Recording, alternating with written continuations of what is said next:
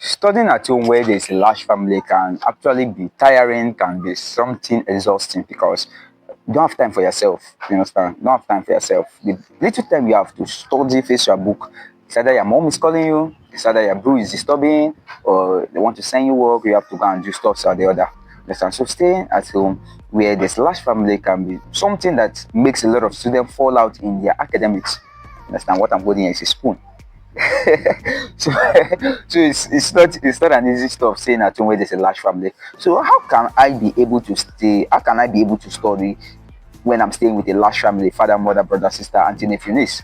That is exactly what I am going to drop in this video. My name is Basi Ejoba. I'm a 400 level student in the University of Calabar studying medical laboratory science, and in my channel, I present develop the academic game. I also share helpful tips on the channel focusing on personal development. So if you love content like this, please don't forget to hit on the red subscribe button so I can continue getting updates anytime I drop videos like this, and so that you can help me grow. So how can I be able to study at home, understand what I'm studying when there's a large family without disturbance and stuff like that? First of all, is that you have to accept the reality that you are still in a large family. You understand? Self deceit is one of the highest form of deceit. You understand? You don't have to be delusional. At this particular point in time, you have to accept your reality that you are staying in a family where you will always face disturbance. I know what I am saying. I've stayed in a family, in a large family. You understand? And it wasn't something very rosy. Although it was during my secondary school period, it wasn't rosy because as you are there now, they want you to go and fish water. uh Especially when you are the last born or the smallest or they want you to go and buy something, and that is the time you want to study. You understand? So you have to accept the reality that this is where I find myself. You understand? This is where I have to find myself. And after accepting the reality, you don't have to conform to your reality. You have to change your reality. And one of the ways you can start changing your reality in order to understand what you are studying, or in order for you to be able to study even when they are there, is that you have to create a study zone. Yes, you have to look for a particular place in your house that you arrange that particular place, that place is for your study. The moment you sit down there, the only thing that comes to your mind is about your studies. Understand? So you must be able to create a study zone in your house. If possible, save up and buy a reading table. You understand? Save up and buy a reading table and a reading chair.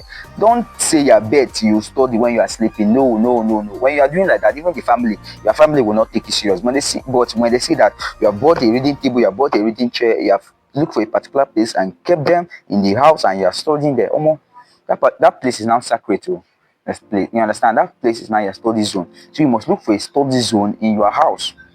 That place must be your study zone. The moment you sit down there, the only thing that should come to your mind is how to read, is studies, how to solve problems. You understand? So you must create a study zone in your house.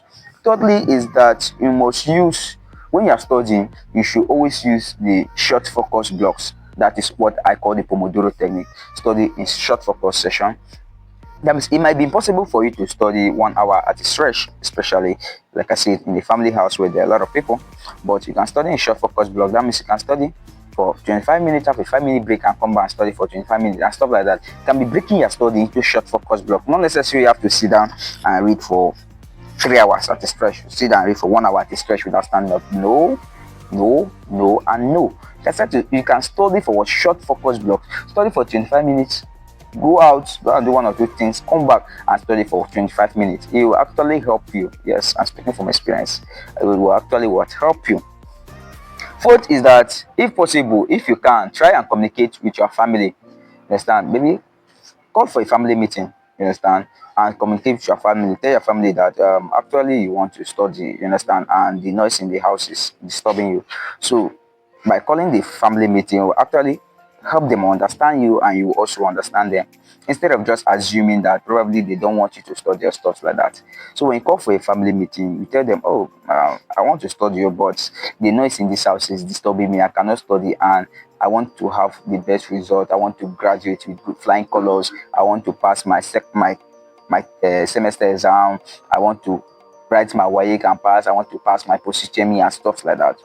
You understand? So you must communicate with your family. Tell them what you are passing through, and let them also tell you. From there you can get suggestions. They can tell you, okay, we will give you a particular room, stay in that room. That room is going to be a room you can stay and do anything you want to do. That is also your study room and stuff like that. So instead of just holding the thoughts in your mind, try and communicate with your family members. Have you ever communicated with your family members concerning if you are staying in a large family, in the family house? Have you ever communicated with them? What was their response? You can share it in the comment section. I believe a lot of people are going to learn with you. And lastly is that you have to be flexible and forgive yourself. Flexible, I mean by your study timetable. Your study timetable don't have to be rigid. It doesn't have to be 7 p.m. It's 7 p.m. I must study by 7 p.m. Circumstances might come. What is 7 p.m. now is your turn to cook, or 7 p.m. they're not saying somewhere. You understand? So your timetable must be flexible, and you have to also forgive yourself. Some days you will not be able to study, and just take it like that. Understand? Those days you are unable to study, just take it like that. But I have an advice. If you're staying in a family house, you understand, where there are a lot of people, then I think the library should be your friend.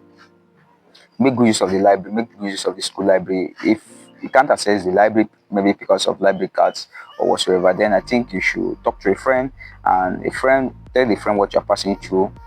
Maybe the friend can invite you to his house anytime, to his or house anytime you want to study, and I believe that will be really helpful. And also, you can take advantage of when the house is quiet. You understand? There are sometimes you don't expect the house to be noisy always, so you can take advantage of these quiet times and study. Like I said, the timetable doesn't need to be rigid. You have to be flexible, because you might see a quiet time and might be in the afternoon. It doesn't necessarily have to be at night before you study, so you can take advantage of that quiet time, and I think can utilize it for your study. So that is just it, how you can be able to study at home with a large family. Are you facing some of the stuff? Have you faced a problem where you are staying in a house, in a large family house, and how were you able to navigate it when it comes to your study? And if you are just packing into a family house, which of these tips are you going to try right away? Drop it in the comment section, and I believe a lot of people are going to learn from you also. Always remember that I am rooting for you, and if you're coming across my channel for the first time, and if you love this video also and you wish to also continue getting updates like this, to continue watching videos like this, please don't forget to hit on the subscribe button, and also share this video to your friends so that they can come here and get value. And in turn, I'll feel motivated to continue dropping videos like this. Until I see you in my next video, always remember that you're wonderful, always remember that you're unique, and always remember that you pay better. I really love you. Thank you.